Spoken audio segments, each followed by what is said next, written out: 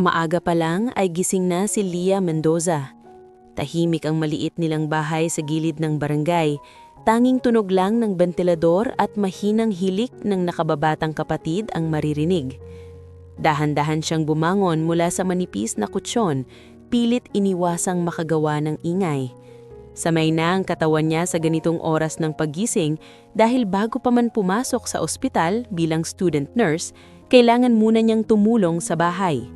Dumiretso siya sa kusina, nagsaing gamit ang natitirang bigas, saka nag-init ng kaunting tuyo at itlog. Simple ang almusal pero sapat na para makapagsumula ng panibagong araw. Habang nagluluto, napatingin si Leah sa dingding kung saan nakasabit ang kanyang school ID at duty schedule. Bawat araw na nakikita niya iyon ay paalala ng bigat na dala niya. Scholar siya sa St. Gregory Medical Center, isa sa pinakamalalaking ospital sa lungsod. Isang pagkakamali lang, isang reklamo lang mula sa staff o pasyente, pwede nang mawala ang lahat. Hindi kayang saluhin ng pamilya niya ang matrikula ni ang gastusin sa uniforme at libro. Kaya bawat galaw niya, bawat salita, kailangang tama. Iyon ang paulit-ulit na tumakak sa isip niya mula pa noong unang araw ng kanyang pag-aaral. Lumabas ang kanyang ina na si Marisa, may hawak na tasa ng kape. Kita sa mukha nito ang pagod mula sa maghapong pagtitinda ng kakanin sa palengke. Ngumiti ito kay Leah kahit halatang kulang sa tulog. Sinabi nitong mag-ingat siya sa duty at huwag kalimutang kumain. Tumanggo lang si Leah, hindi dahil wala siyang sasabihin, kundi dahil alam niyang pareho lang silang pagod sa buhay. Sa murang edad, natutunan na niyang lunukin ang reklamo at itikom ang bibig kapag mabigat na ang sitwasyon. Habang kumakain, napatingin si Leah sa maliit na salamin sa gilid ng aparador. Inaayos niya ang buhok niyang mahigpit na nakapusod, sinisigurong maayos ang itsura kahit simple lang ang suot. Hindi siya mayaman, pero ayaw niyang mapagkamalang walang pinangangarap. Sa eskwelahan at lalo na sa ospital, napansin niyang iba ang trato kapag mukhang mahina ka. Kaya natutunan niyang maging matapang sa panlabas kahit sa loob ay puno ng takot. Sa bawat araw na lumilipas, unti-unti nagiging bahagi ng ugali niya ang pagiging estrikta at minsan mapagmataas, hindi dahil gusto niya, kundi dahil iyon ang tingin niyang proteksyon laban sa pangmamaliit. Pagkatapos mag-ayos, kinuha niya ang kanyang bag na punong-puno ng libro at notes. Bago lumabas ng bahay, napatingin siya sa ina at kapatid at sa sandaling iyon muling sumikip ang dibdib niya. Lahat ng pagod, lahat ng hirap, lahat ng pangarap niya ay para sa mga taong iyon. Ayaw niyang bumalik sa puntong kapus na kapus sila, na kailangan mangutang para lang may makain. Kaya kahit minsan ay nasasaktan siya sa mga sinasabi ng iba, kahit may mga pagkakataong pinipili niyang magtaas ng boses, ginagawa niya iyon para manatiling nakatayo. Naglakad si Leah papunta sa kalsada, dala ang bag at ang bigat ng responsibilidad. Sa isip niya ay ang mga gagawin sa ospital, ang mga pasyenteng aalagaan, ang mga instruksyong hindi pwedeng kalimutan. Wala siyang oras para maging mahina, wala siyang puwang para magkamali. Sa bawat hakbang niya, pinapaalala niya sa sarili niya na kailangan niyang maging mas mahusay kaysa sa inaasahan ng lahat. Habang nagsasakay siya ng jeep papunta sa ospital, napansin niya ang mga taong kasama niyang bumiyahe. May mga pagod na manggagawa, may estudyanteng antok pa sa tulog, may matandang tahimik lang niya nakaupo. Sandaling napaisip si Leah kung pare-pareho lang ba silang may dalang mabigat na laban, pero mabilis niyang inalis ang isip na iyon. Hindi siya pwedeng maging sentimental. Kailangan niyang maging matapang dahil iyon ang taning paraan para makaligtas sa mundong tila laging handang dumurog sa mahihina. Sa sandaling iyon, hindi pa niya alam na may mga pangyayaring darating na magpapatunay kung gaano kahalaga ang tunay na katauhan at kung paanong isang simpleng araw ay maaaring magbago ng direksyon ng kanyang buhay. Para kay Leah, isa lang itong karaniwang umaga ng isang student nurse na may pangarap at takot na pilit binabalot ng tapang. Hindi pa tuluyang nagigising ang palengke nang dumating si Marco Rivera. Maaga siyang laging naroon, bago pa man dumagsa ang mga mamimili at sumikip ang mga daanan. Nakasuot siya ng simpleng t-shirt na kupas na ang kulay at pantalon na halatang ilang taon nang ginagamit. Sa unang tingin, aakalain ng marami na isa lang siyang ordinaryong binata na naghahanap buhay sa kung anong paraan o isa sa mga nag-aalok ng tulong kapalit ng barya. Pero hindi iyon ang dahilan kung bakit siya naroon araw-araw. Tahimik lang si Marco habang naglalakad sa pagitan ng mga pwesto ng gulay at isda. Binabati niya ang ilang tinderang matagal na niyang kakilala, mga matatandang babaeng sanay nang makipag-usap sa kanya. Minsan ay binubuhat niya ang mabibigat na bayong ng gulay, minsan na may inaabot ng bayad ng isang matandang hirap nang maglakad.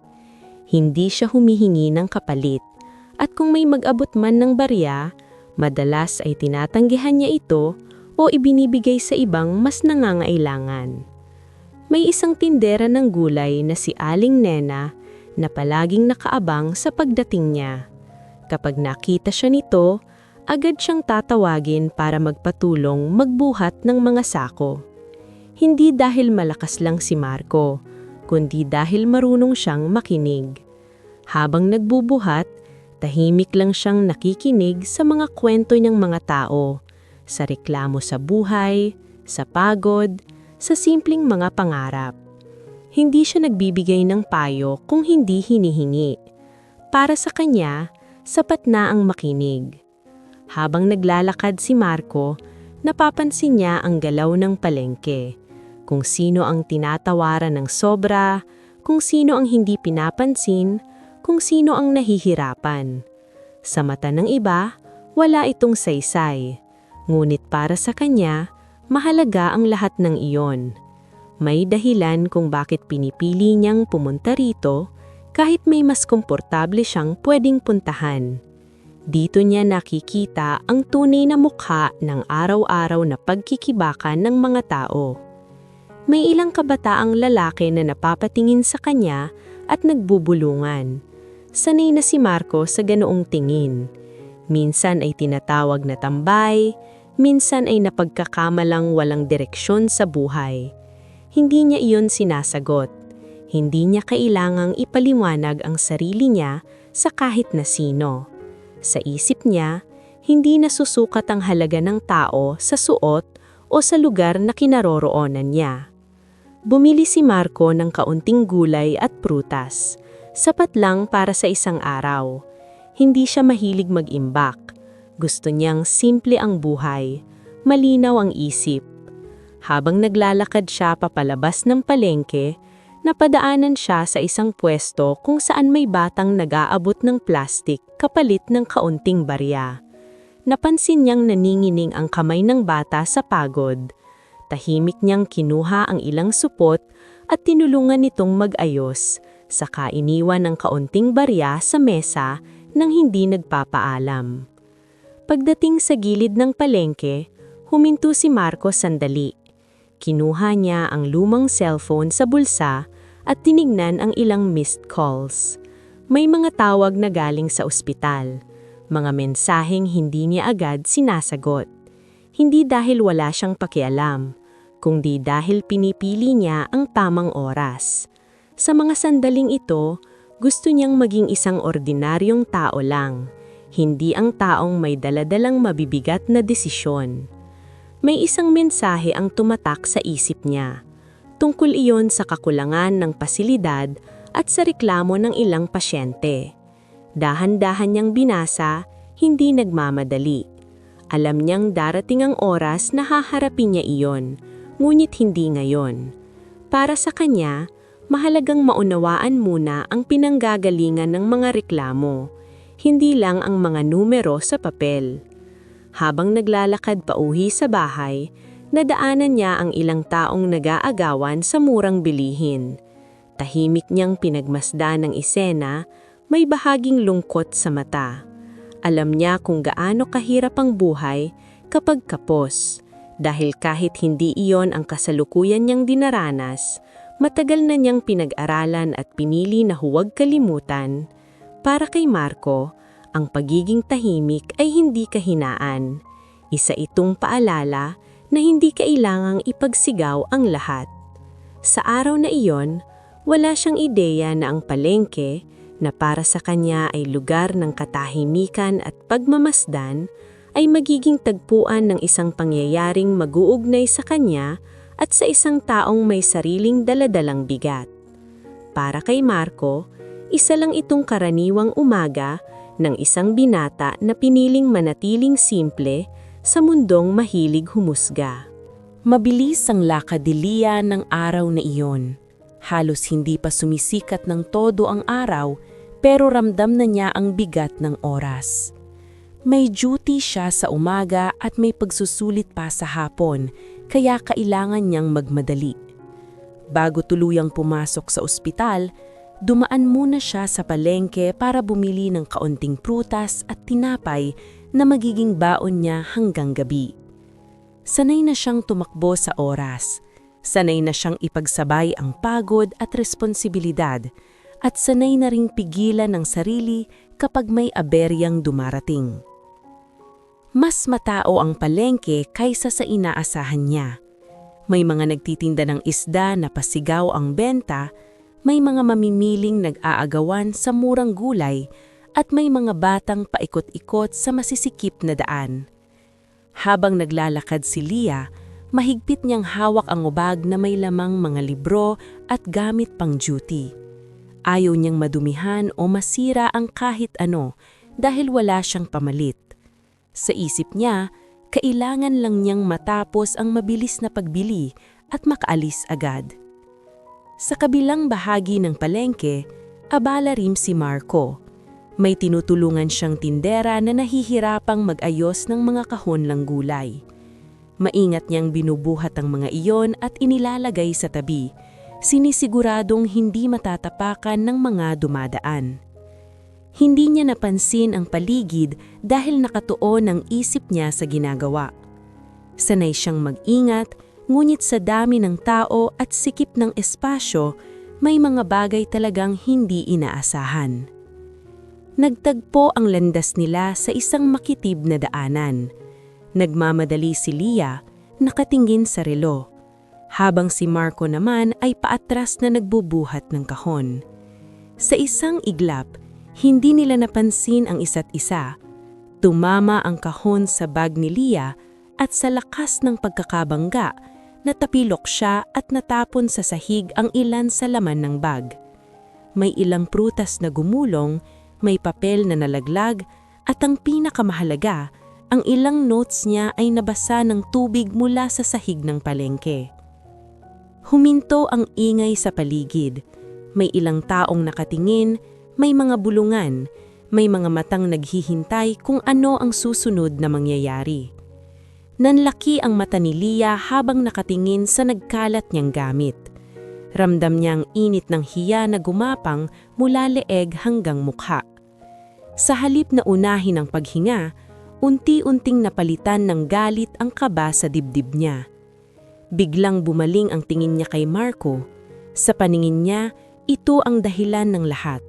Hindi na niya inisip ang pagmamadali niya, ang sikip ng daan o ang aksidenteng pangyayari. Ang nakita lang niya ay isang binatang gusgusi ng suot, may hawak na kahon at tila walang pakialam sa pinsalang nagawa. Sumabog ang emosyon niya, bunga ng pagod, takot at matagal nang iniipong stress. Malakas ang boses ni Leah nang magsalita siya. Sinisi niya si Marco sa lahat ng nangyari. Sinabing wala itong pakialam at hindi marunong mag-ingat. May mga salitang binitawan siya na hindi na niya napag-isipan. Mga salitang tumama hindi lang sa tainga, kundi sa dignidad ng kausap niya. Sa bawat salitang lumalabas sa bibig niya, mas lalong tumitindi ang katahimikan sa paligid. May ilang taong napailing, may ilan namang tila naaaliw sa esena. Napatigil si Marco. Agad niyang ibinaba ang kahon at lumapit para tulungan pulutin ang mga gamit ni Leah. Paulit-ulit siyang humingi ng paumanhing, sinabing hindi niya sinasadya at handa siyang tumulong sa kahit anong paraan.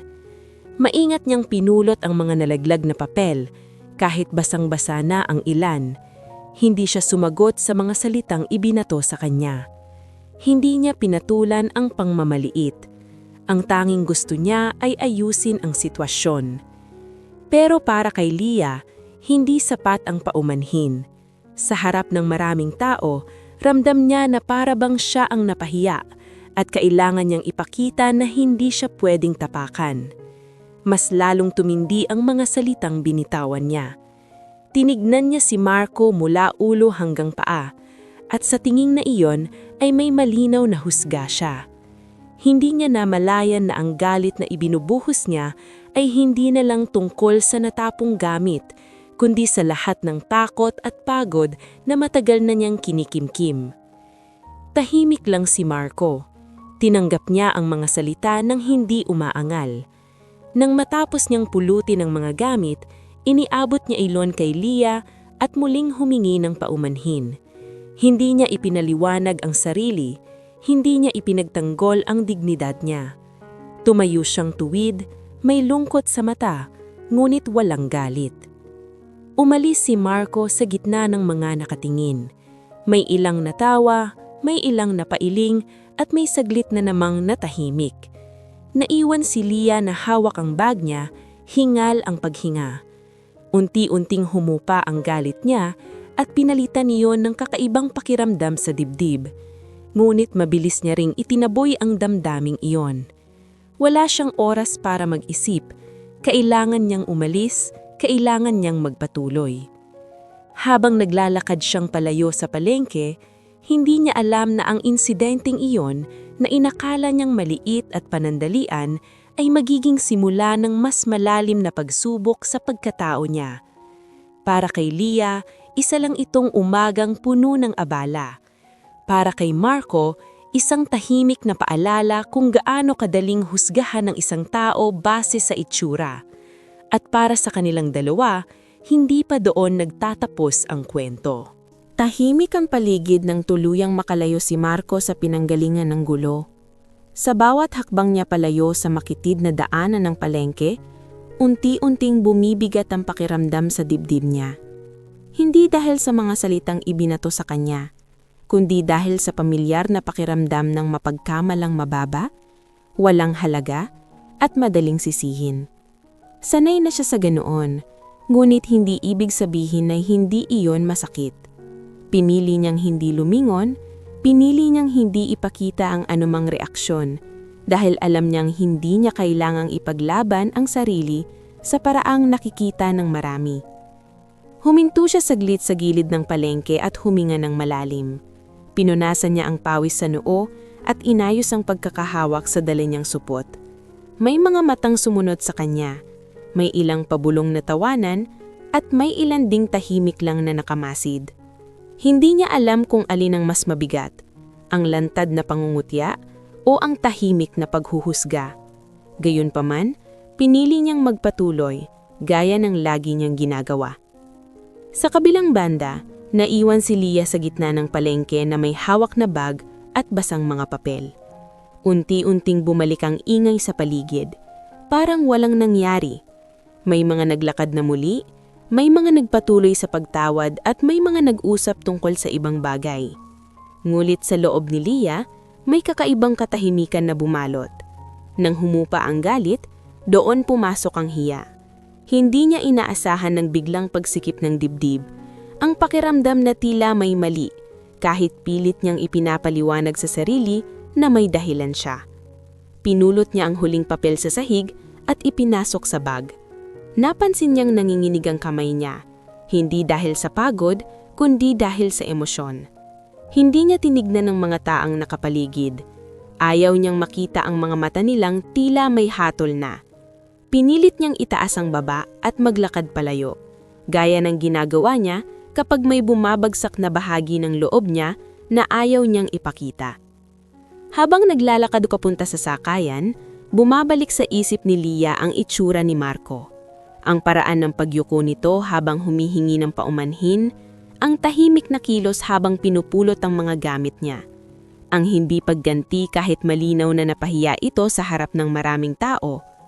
May bahagi ng isip niya na gustong balewalain ang lahat. Sabihing tama lang ang ginawa niya dahil nagmamadali siya at nasira ang mga gamit niya. Ngunit may mas tahimik na tinig na pilit sumisingit. Nagtatanong kung kailangan ba talagang umabot doon. Pilit niyang inalis ang isip na iyon. Wala siyang panahon para sa konsensya. May duty siyang hahabulin, may responsibilidad siyang hindi pwedeng pabayaan. Sa bawat hakbang niya palayo sa palengke, pinipilit niyang ibalik ang matigas na pader sa paligid ng damdamin niya. Para kay Leah, ang pagiging matatag ay nangangahulugang hindi pag-aamin ng pagkakamali, lalo na kapag pakiramdam niya ay siya ang delhado. Samantala, si Marco ay nakauwi na sa maliit ngunit maayos na tirahan. Inilapag niya ang biniling gulay sa mesa at umupo saglit. Tahimik ang lugar, walang ibang tao, at doon niya naramdaman ng bigat na matagal niyang pinipigilan. Hindi siya galit, ngunit may lungkot na unti-unting umaakyat sa dibdib niya. Hindi dahil sa pangyayari lang iyon, kundi dahil sa paulit-ulit na paalala kung gaano kababaw ang tingin ng marami sa kapwa base lang sa anyo. Kinuha niya ang cellphone at muling tinignan ang mga mensahe mula sa ospital. May mga ulat ng kakulangan, may mga reklamo, at may mga suhestyon na matagal nang naghihintay ng aksyon. Inisip niya ang esena sa palengke at ang mga taong nakasaksi. Sa isip niya, malinaw ang koneksyon ng lahat. Ang kakulangan ng malasakit, ang madaling paghuhusga, at ang pagiging manhid sa nararamdaman ng iba. Hindi siya nagsalita, hindi siya nagreklamo. Ngunit may desisyon na unti-unting nabubuo sa loob niya. Sa oras na iyon, hindi pa niya alam kung kailan at paano magtatagpo muli ang landas nila ni Leah. Hindi rin niya alam kung anong anyo ang magiging pagkikita na iyon. Ang alam lang niya, pinili niyang manatiling tahimik hindi dahil mahina siya, kundi dahil may mas mahalaga siyang layunin kaysa sa pansariling pagtatalo. Para kay Marco, ang tunay na sukatan ng tao ay hindi kung paano siya tinrato sa harap ng marami, kundi kung paano siya nananatiling buo kapag walang nakikita. Para naman kay Leah, habang naglalakad papunta sa ospital, dala niya ang bigat ng umagang puno ng tensyon. Hindi pa rin niya tinatanggap sa sarili ang bahaging pagsisisi na kinikirot sa dibdib niya. Para sa kanya, tapos na ang nangyari. Ngulit sa kaibuturan ng isip niya, may alaala ng isang lalaking tahimik na umalis nang hindi gumanti. At ang alaalang iyon ay unti-unting maghahanap ng puwang sa mga susunod na araw. Pagpasok ni Leah sa St. Gregory Medical Center, sinalubong siya ng malamig na hangin ng aircon at ng pamilyar na amoy ng disinfectant. Makinis ang sahig, maliwanag ang mga ilaw, at organisado ang bawat galaw ng mga nurse at doktor na abala sa kani-kanilang tungkulin. Sa panlabas, maayos ang lahat, ngunit sa loob ni Leah, ramdam pa rin niya ang bigat ng umagang nagdaan. Pilit niyang itinatabi sa isip ang nangyari sa palengke at isinuot ang profesional na anyong matagal na niyang sinanay sa sarili. Nagpalit siya ng uniforme sa locker room, inayos ang nameplate na may nakasulat na Leah Mendoza, student nurse, at huminga ng malalim bago lumabas. Paulit-ulit niyang pinaalalahanan ang sarili na trabaho muna at pangarap muna. Wala siyang karapatang dalhin ang personal na emosyon sa loob ng ospital. Iyon ang laging bilin sa kanila ng mga clinical instructor. Ngulit kahit pilit niyang isara ang isip, may mga alaala pa ring sumisingit sa bawat sandali ng katahimikan. Unang assignment ni Leah ang ward ng mga charity patient. Doon inilalagay ang mga pasyenteng kapos sa pambayad at umaasa sa malasakit at mahabang pasensya ng mga staff. Habang inaasikaso niya ang isang matandang pasyente na hirap bumangon sa kama, napansin niya ang nanginginig nitong kamay at ang pilit na ngiti sa mukha. Paulit-ulit itong humihingi ng paumanhin sa bawat abalang ginagawa niya, kahit malinaw na bahagi iyon ng kanyang tungkulin. May biglang kirot na dumaan sa dibdib ni Leah. Hindi niya inaasahan ang pakiramdam na iyon. Habang inaayos niya ang IV ng pasyente, bumalik sa isip niya ang tahimik na pagyuko ni Marco habang pinupulot niya ang mga gamit niya sa palengke. Pareho ang kilos, pareho ang paraan ng paghingi ng paumanhin na para bang kasalanan nilang makasagabal sa iba.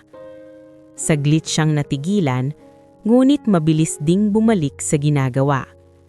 Hindi niya pwedeng hayaang mahalata ang alinlangan. Lumipat siya sa susunod na pasyente, isang inang may kasamang batang may lagnat. Kita sa mukha ng babae ang pag-aalala at pagod.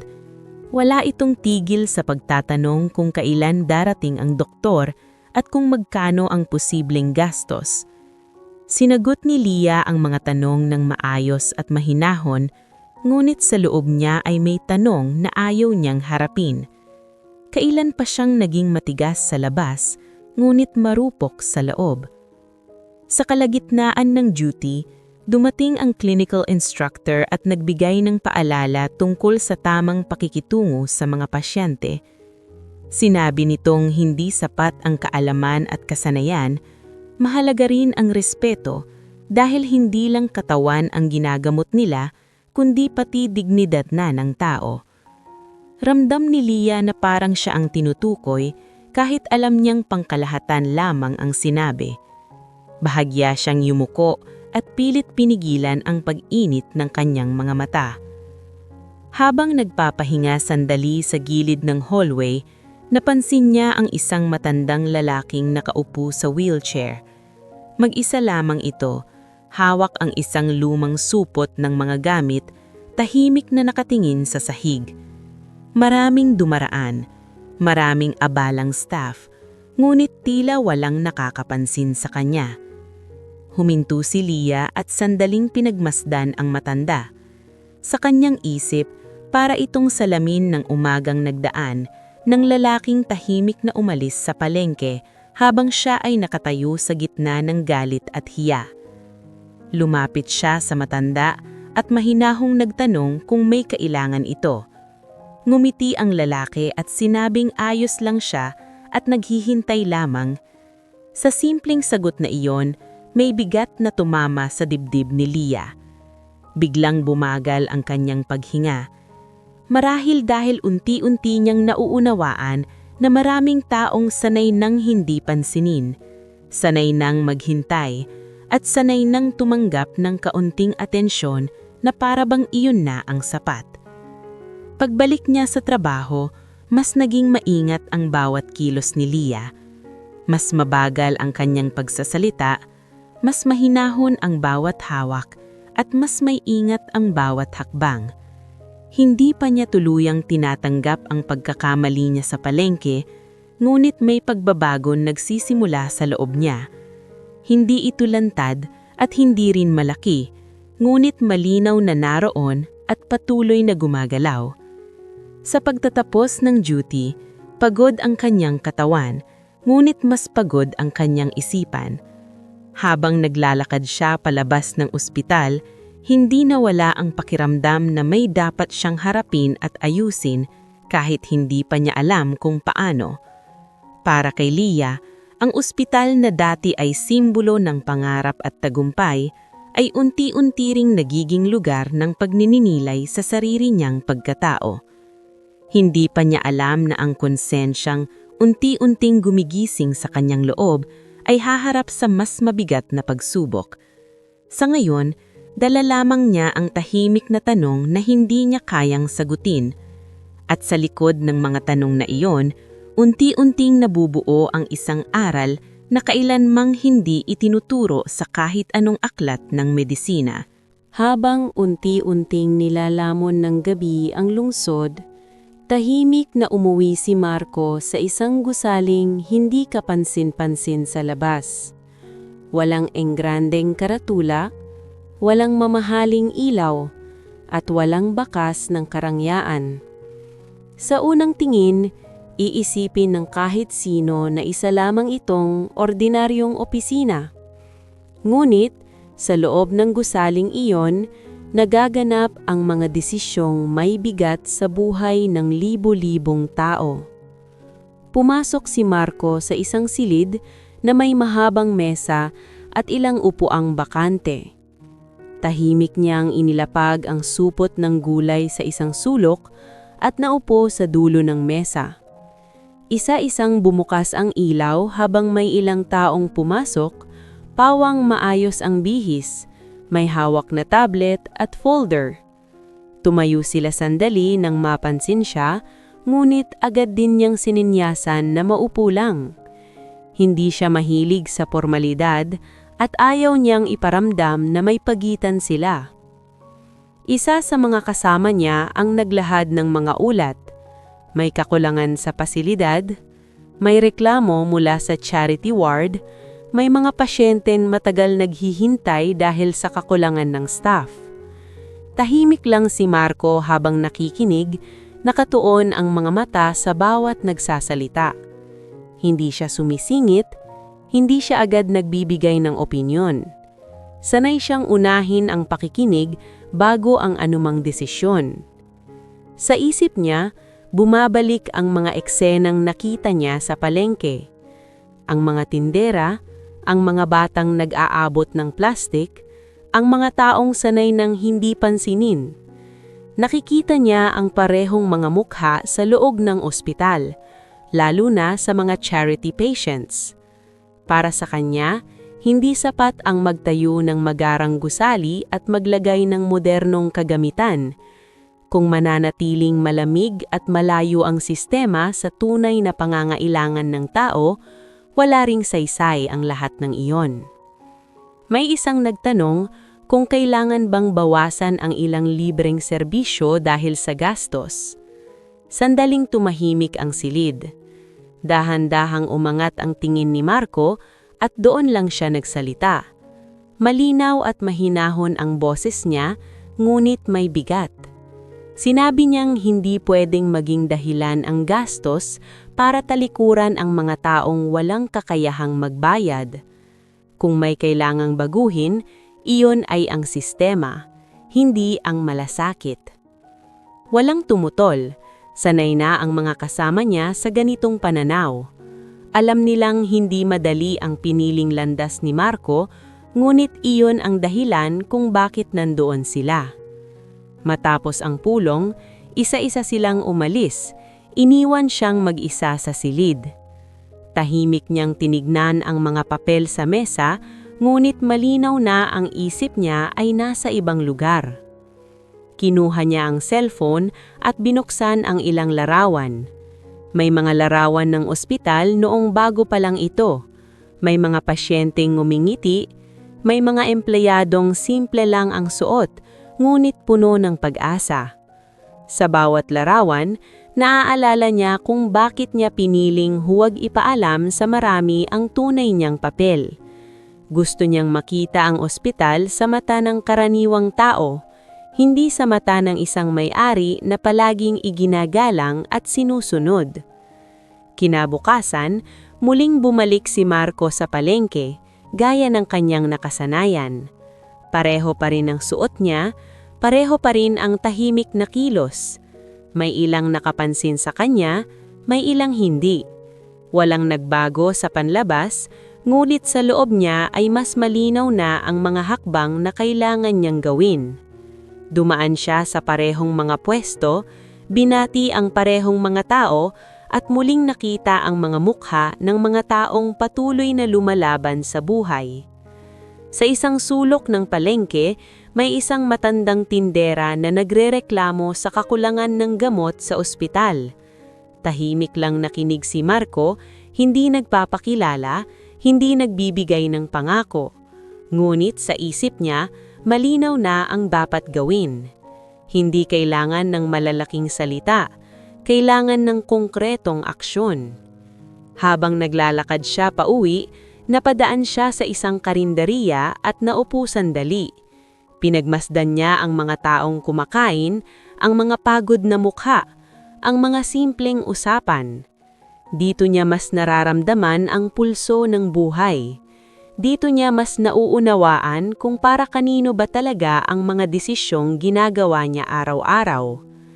Hindi niya alam kung kailan muli niyang makikita si Leah o kung maaalala pa nito ang nangyari sa palengke. Para sa kanya, hindi mahalaga ang personal na pagkilala. Ang mahalaga ay ang mas malawak na larawan, ang sistema na dapat magbago at ang mga taong dapat mapakinggan.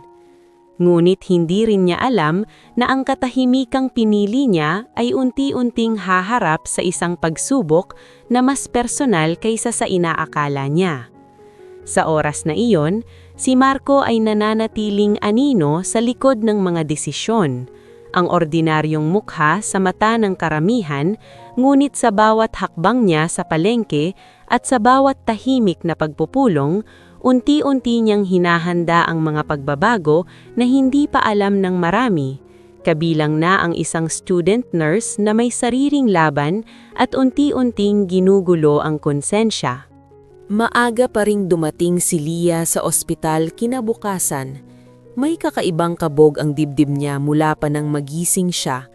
Hindi niya alam kung dahil sa pagod o dahil sa mga tanong na ayaw pa ring manahimik sa isip niya. Habang naglalakad siya sa hallway papunta sa nurse station, ramdam niya ang karaniwang ritmo ng ospital. Ang tunog ng mga gulong ng stretcher, ang mahinang usapan ng mga nurse at ang paulit-ulit na tawag sa intercom. Para sa kanya, ito ang mundong matagal na niyang ginagalawan, ngunit sa araw na iyon, parang mas mabigat ang hangin.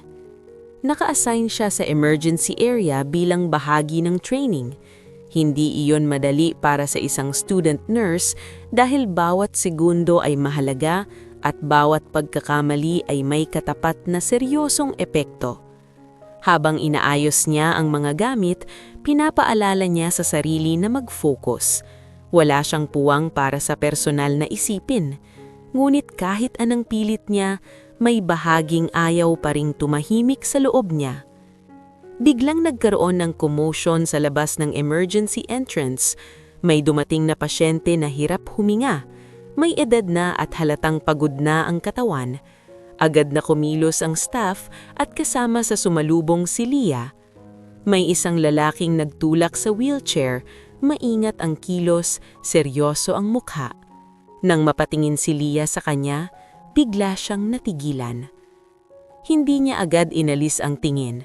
Kilala niya ang mukhang iyon, ang tahimik na mga mata, ang simpleng suot, ang postura ng isang taong sanay magtimpi. Siya iyon, ang binatang nagbanggaan niya sa palengke, si Marco. Sa isang iglap, bumalik sa isip ni Leah ang lahat ng nangyari, ang mga salitang binitawan niya, ang mga matang nakatingin noon. Ramdam niya ang biglang panlalamig ng mga kamay niya. Ngunit wala siyang oras para mag-isip, inutusan siya ng senior nurse na tumulong. Lumapit siya sa pasyente at sinimulan ang mga kinakailangang hakbang. Sa gilid ng paningin niya, naroon si Marco, tahimik na nakatayo, hawak pa rin ng wheelchair. Wala itong imik, ngunit malinaw ang pag-aalala sa mukha. Nakatingin ito sa pasyente, hindi sa paligid, hindi sa mga taong gumagalaw. Para bang walang ibang mahalaga sa sandaling iyon kundi ang kalagayan ng taong dinala niya. Habang inaayos ni Leah ang IV at sinusuri ang vital signs ng pasyente, nararamdaman niya ang tensyon sa sariling katawan. Hindi dahil sa hirap ng gawain, kundi dahil sa presensya ni Marco. Hindi siya tinignan nito, hindi rin siya kinusap, parang walang nakaraan sa mata nito. At iyon ang mas lalong nagpabigat sa dibdib ni Leah. Mas mahirap ang hindi pansinin kaysa ang pagalitan. Matapos maisaayos ang pasyente at maipasok sa loob, lumapit ang isang doktor at kinausap si Marco. Maikli lang ang usapan tungkol sa kalagayan ng pasyente at sa mga susunod na hakbang. Tumanggo lang si Marco, tahimik na nakinig. Nang matapos ang usapan, bahagya siyang lumingon at doon nagtagpo ang tingin nila ni Leah. Walang sinabi si Marco, wala ring bakas ng galit sa mukha niya. Kung may naroroon man, iyon ay isang pamilyar na katahimikan, parang noong umagang iyon sa palengke. Si Leah ang unang umiwas ng tingin. Ramdam niya ang pamumula ng pisngi, ang bigat ng hiya na pilit niyang tinatago.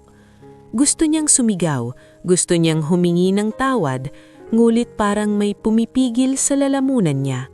Hindi niya alam kung tama ang oras o kung karapat-dapat ba siyang magsalita. Lumayo si Marco at lumupo sa isang upuan sa gilid ng hallway, naghihintay. Hindi siya nagtanong, hindi siya nagreklamo. Tahimik lang siyang nandoon, parang isa lang sa maraming nag-aantay sa ospital. Paminsan-minsan, tumitingin siya sa loob ng emergency room, sinisiguradong maayos ang lagay ng pasyente. Si Leah naman ay pilit bumalik sa trabaho, ngunit hindi na siya makapag-focus ng maayos. Sa bawat kilos niya, naroon ang alaala ng umagang nagdaan at ang biglang pagkikita nila ngayon. Hindi niya inaasahan na magkikita silang muli, lalo na sa ganitong lugar. Mas lalong hindi niya inaasahan na sa ospital pa, kung saan dapat sana ay malinaw ang hangganan ng respeto at malasakit. Sa loob ng ilang oras, nanatili si Marco sa ospital. Hindi siya umalis kahit may mga pagkakataong pwede na. Nakita iyon ni Leah sa pagitan ng mga gawain niya. Nakita niya kung paano nito kausapin ng maayos ang staff, kung paano nito magpasalamat kahit sa mga maliliit na bagay. Walang bakas ng pagiging mayabang, walang hinihinging spesyal na trato. Unti-unting may nabubuong tanong sa isip ni Leah. Sino ba talaga ang lalaking ito? Bakit ganito ang kilos niya? Bakit parang pamilyar ang paraan niyang pakikitungo sa ospital na parang hindi siya basta bisita lamang? Ngunit hindi pa rin niya tinanong, hindi pa rin siya handang harapin ang sagot o ang sariling konsensya. Nang matapos ang shift niya, napansin niyang wala na si Marco sa hallway. Iniwan niya ang ospital ng tahimik gaya ng pagdating niya. Naiwan si Leah na may mas mabigat na dibdib kaysa sa umagang iyon. Ang pagkikitang iyon, bagamat walang salitang binitawan, ay sapat na para guluhin ang isip niya. At sa kaibuturan ng puso niya, unti-unting nabubuo ang pakiramdam na ang lalaking hinusgahan niya noon ay may papel sa buhay niya na hindi niya pa nauunawaan. Ilang araw ang lumipas matapos ang pagkikitang iyon sa emergency area, ngulit hindi na naaalis sa isip ni Leah ang presensya ni Marco. Sa bawat duty niya, sa bawat pasyenteng inaasikaso, may bahaging laging bumabalik sa katahimikan ng lalaking iyon. Hindi siya tinanong, hindi siya siningil sa mga salitang binitiwan niya noon, at lalo siyang hindi hinusgahan pabalik. Sa halip na ginhawa, iyon ang mas nagbigay ng bigat sa dibdib ni Leah. Mas mahirap harapin ang sariling konsensya kapag walang galit na ibinabato pabalik. Isang umaga, bago magsimula ang duty, ipinatawag ang lahat ng staff, interns at student nurses sa main lobby ng ospital. May kakaibang tensyon sa hangin. Bulungan ng mga tao, nagtatanong kung may bagong patakaran o may mangyayaring pagbabago. May ilan ang nagsabing may darating daw na bisita, may iba namang nagsabing may malaking anunsyo mula sa pamunuan. Tahimik lang si Leah habang nakapila kasama ang kapwa student nurses. Hindi niya alam kung bakit biglang bumibilis ang tibok ng puso niya. Nang magsimulang magsalita ang hospital administrator, naging tahimik ang buong lobby. Ipinaliwanag nito na may mga pagbabagong ipapatupad sa ospital, lalo na sa charity ward at sa sistema ng serbisyo para sa mga pasyenteng kapos sa pera. Habang nagsasalita ito, nakikinig si Leah, gulit pakiramdam niya ay may hinihintay siyang narinig kahit hindi niya alam kung ano iyon. Pagkatapos ng maikling paliwanag, tumigil ang administrador at ngumiti ng bahagya. Sinabi nitong oras na para ipakilala ang taong matagal nang nasa likod ng mga desisyon ng ospital, ang taong bihirang magpakita ngunit aktibong sumusubaybay sa tunay na kalagayan ng mga pasyente at empleyado. May bahagyang bulungan sa paligid, may mga napatingin sa isa't isa, may mga mukhang nagtataka. Mula sa gilid ng lobby, may isang lalaking lumakad papunta sa harapan.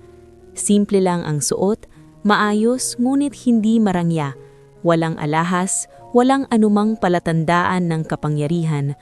Ngunit sa bawat hakbang niya, may kakaibang katahimikan na sumunod. Nang tuluyang luminaw ang mukha niya sa harap, biglang nanlamig ang buong katawan ni Leah. Si Marco. Hindi makapaniwala si Leah sa nakikita niya. Ang lalaking hinusgahan niya sa palengke, ang lalaking tahimik na humingi ng paumanhin at umalis ng hindi gumanti. Ang lalaking nakita niyang humintay sa emergency area na parang isang ordinaryon kamag-anak ng pasyente. Siya ang taong ipinapakilala ngayon bilang may-ari ng ospital. Parang huminto ang mundo ni Leah. Hindi niya narinig ang mga sumunod na salita. Hindi niya namalayan kung kailan nagsimulang magsalita si Marco sa harap ng lahat. Ang taning malinaw sa isip niya ay ang mga salitang binitiwan niya noon, ang tinging ibinato niya, ang pangmamaliit na hindi na niya mababawi. Ramdam niya ang panunuyo ng lalamunan at ang biglang panlalambot ng mga tuhod. Habang nagsasalita si Marco, kalmado ang boses niya. Wala siyang binanggit tungkol sa sarili niyang posisyon. Sa halip, pinag-usapan niya ang mga pasyenteng nakikita niyang naghihintay ng matagal, ang mga empleyadong pagod ngunit patuloy na naglilingkod, at ang mga pagkukulang ng sistema na kailangang ayusin. Sinabi niyang mahalaga ang kaalaman at galing, ngunit mas mahalaga ang respeto at malasakit. Ang ospital, ayon sa kanya, ay hindi negosyo lang, kundi tahanan ng pag-asa para sa mga taong wala ng ibang mapuntahan. Sa bawat salitang lumalabas sa bibig ni Marco, mas lalong bumibigat ang dibdib ni Leah. Hindi dahil sa takot na mawalan ng scholarship, kundi dahil sa hiya. Ngayon niya lubos na naunawaan ang lalim ng pagkakamali niya. Hindi lang siya nagkamali ng hinala, nagkamali siya ng pagtrato sa kapwa-tao. Sa paligid niya, may mga bulungan ng paghanga, may mga mukhang nagulat, ngulit na humanga sa pagiging simple ng may-ari. May mga empleyadong tila mas lalong na-inspire, ngunit si Leah ay nanatiling tahimik, nakayuko ang ulo, pilit pinipigil ang pagluha. Sa isip niya, malinaw na malinaw ang larawan ng palengke, ng mga mata ni Marco na puno ng pag-unawa at ng sarili niyang boses na puno ng galit. Nang matapos ang pagtitipon, nagsimulang mag-alisan ang mga tao. May ilan ang nagmamadaling bumati kay Marco, may ilan ang nagpasalamat. Si Leah ay nanatiling nakatayo sa kinagigilidan niya, parang walang lakas na gumalaw. Alam niyang darating ang sandaling kailangan niyang harapin ang katotohanan, at sa sandaling iyon, wala na siyang maitago sa sarili niya. Ang lalaking hinusgahan niya ay hindi lang may-ari ng ospital, isa itong malinaw na salamin ng kung sino siya noon at kung sino ang kailangan niyang maging mula ngayon. Matapos ang pagtitipon sa lobby, tila nagbago ang takbo ng oras para kay Leah. Kahit bumalik na sa kani-kanilang duty ang mga pao, nanatili siyang nakatayo ng ilang sandali, parang nakapako sa kinatatayuan. Ramdam niya ang paninginig ng mga daliri at ang bigat ng dibdib na parang may nakadagan. Ang revelasyong nasaksihan niya ay hindi lang tungkol sa pagkatao ni Marco, kundi tungkol din sa sarili niyang mga pagkakamali na matagal niyang iniiwasang harapin. Pinilitan niyang kinuha ang sarili at naglakad pabalik sa ward. Ngunit kahit ginagawa niya ang mga nakasanayang gawain, tila hindi na pareho ang pakiramdam. Sa bawat pasyenteng kinakausap niya, sa bawat utos na sinusunod, may aninong nakasunod sa isip niya.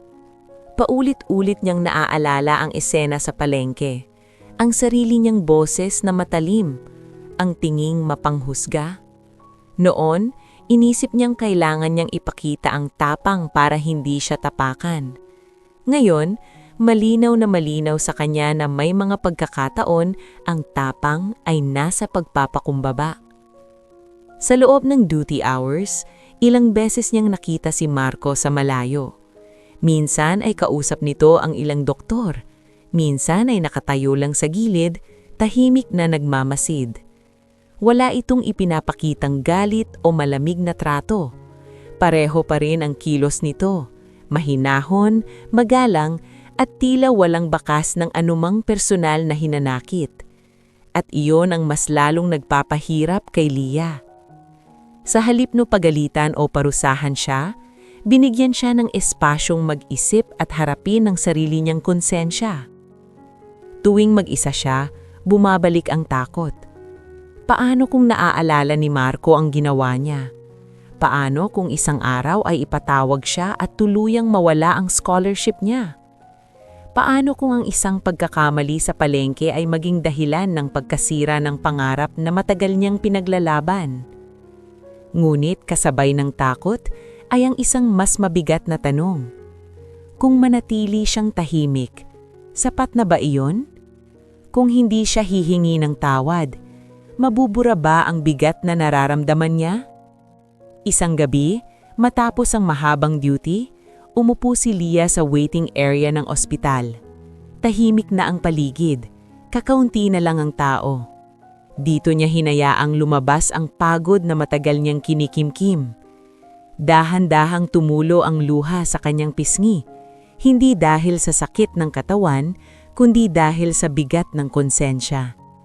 Hindi niya inakalan darating ang panahong mas magiging mabigat ang isang salita kaysa sa pisikal na pagod. Naaalala niya ang mga dahilan kung bakit siya nagsikap, ang pamilya niya, ang kahirapan, ang takot na bumalik sa wala. Lahat ng iyon ay totoo at may bigat.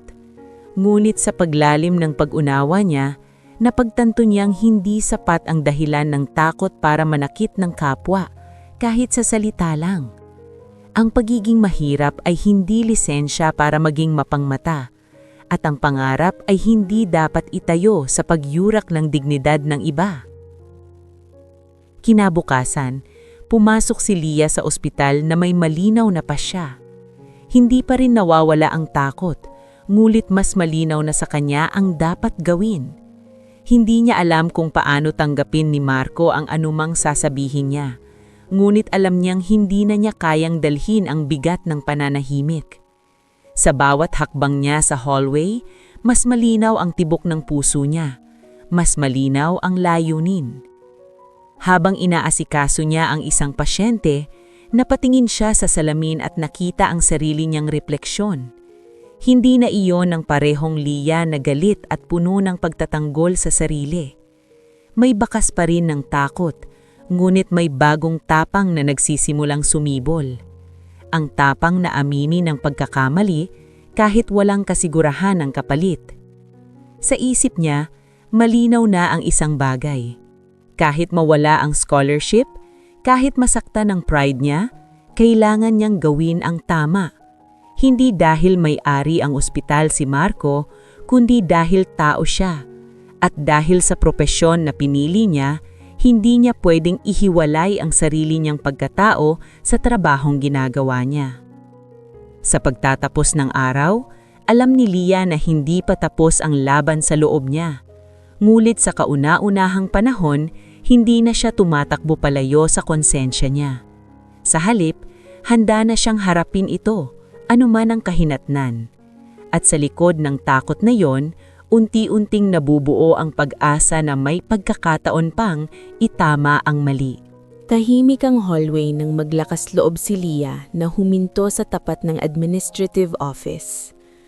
Ilang beses na siyang dumaan roon sa mga nakaraan na araw, ngunit ngayon lang niya naramdaman ang bigat ng bawat hakbang. Hawak niya ang folder ng duty notes, ngunit nanginginig ang kamay niya hindi dahil sa pagod, kung hindi dahil sa kaba. Sa loob ng silid na iyon, naroon si Marco Rivera. Hindi na lang bilang lalaking tahimik sa palengke, kundi bilang taong nasaktan niya, at bilang taong may kapangyarihang baguhin ang direksyon ng buhay niya. Huminga siya ng malalim bago kumatok. Sa sandaling iyon, malinaw sa kanya na wala na siyang pwedeng itago. Hindi siya naroon bilang student nurse na may takot mawalan ng scholarship, kung hindi bilang isang taong may pagkukulang at handang managot. Nang marinig niya ang mahinahong tinig mula sa loob na nagsasabing pumasok siya, dahan-dahan niyang binuksan ang pinto.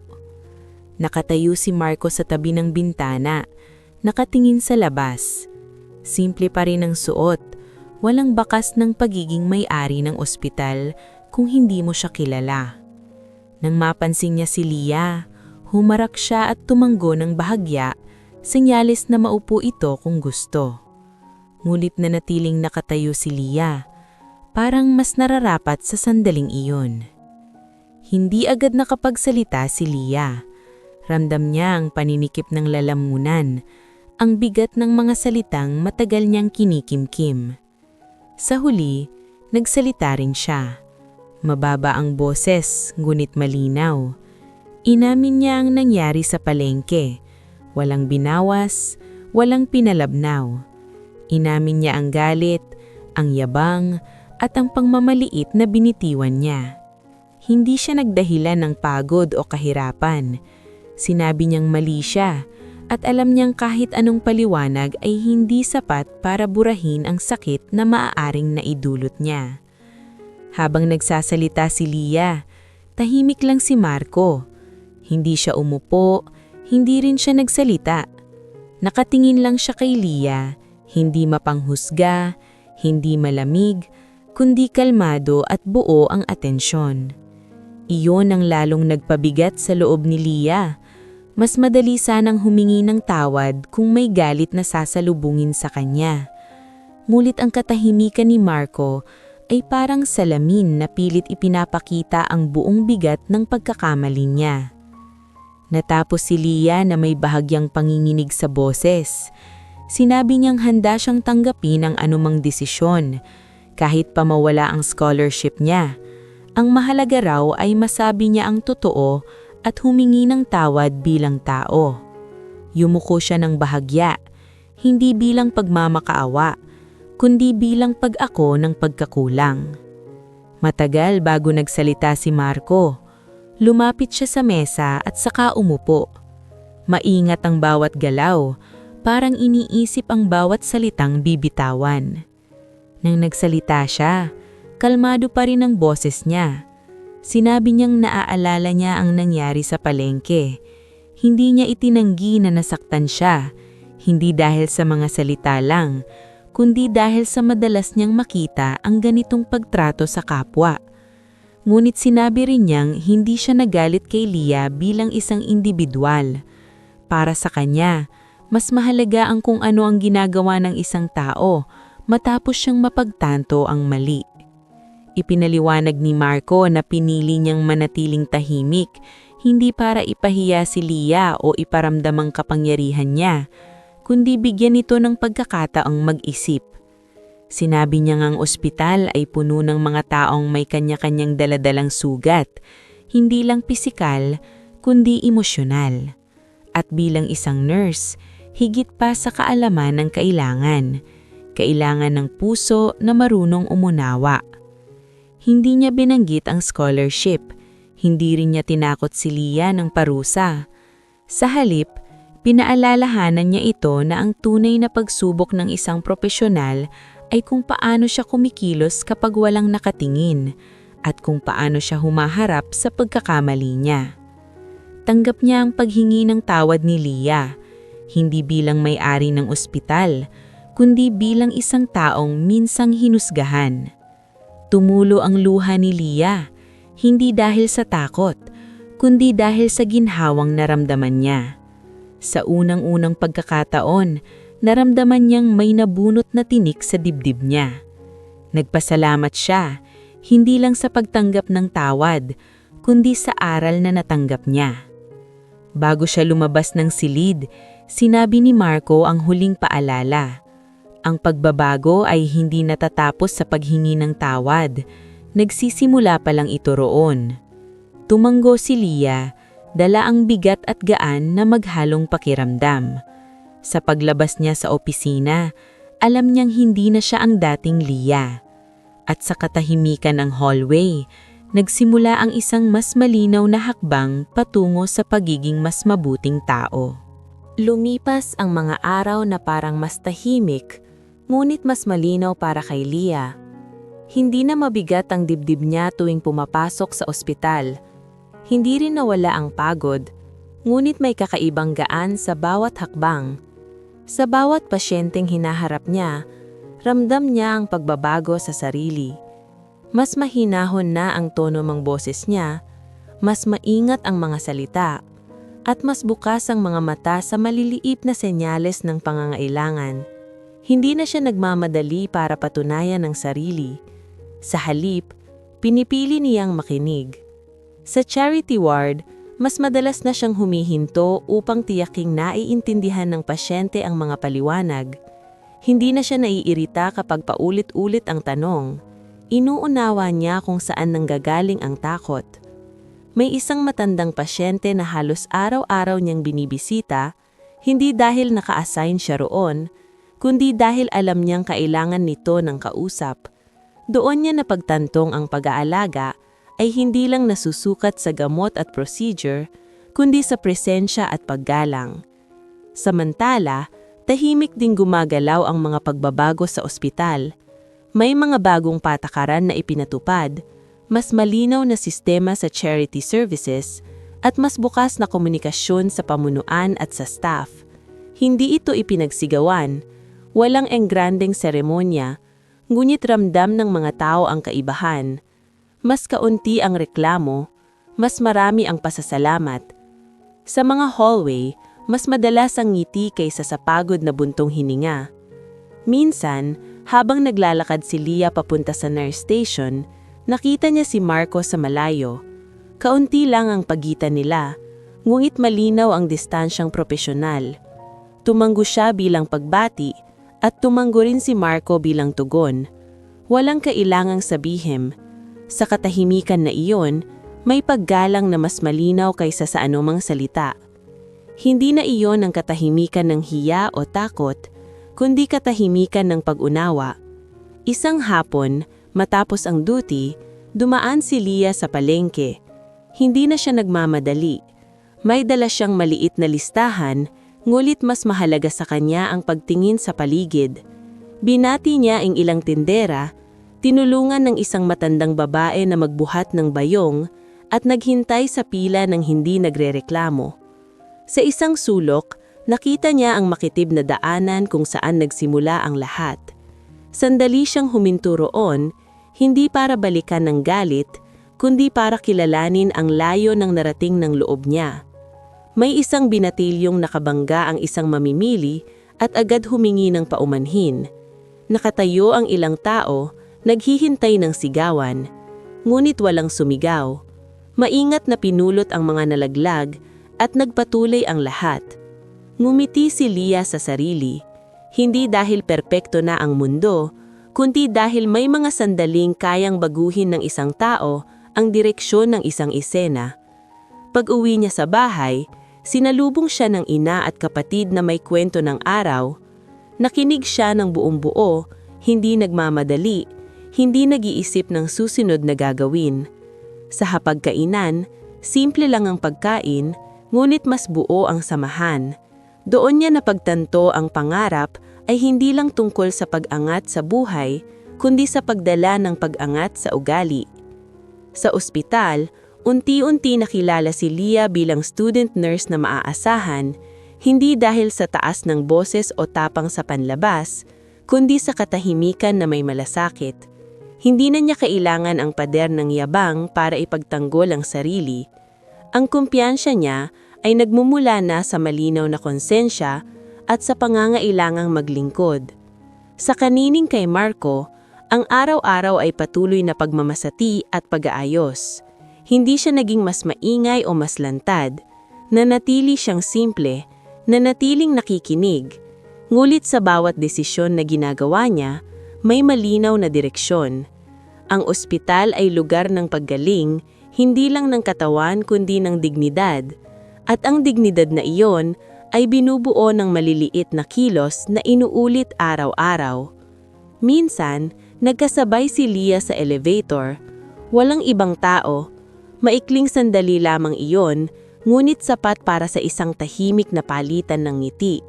Walang baliktanaw, walang pangungumbaba. Ang naroon ay pagkilala sa pagbabago. Pagbukas ng pinto, nauna si Leah at sumunod si Marco. Magkahiwalay ang direksyon, ngunit iisa ang layunin. Sa pagtatapos ng mga araw na iyon, malinaw ang isang bagay. Ang pagkakamali ay hindi wakas, kundi paanyaya sa pagbabago. At ang pagbabago kapag sinimulan sa loob ay may kakayahang umabot sa iba.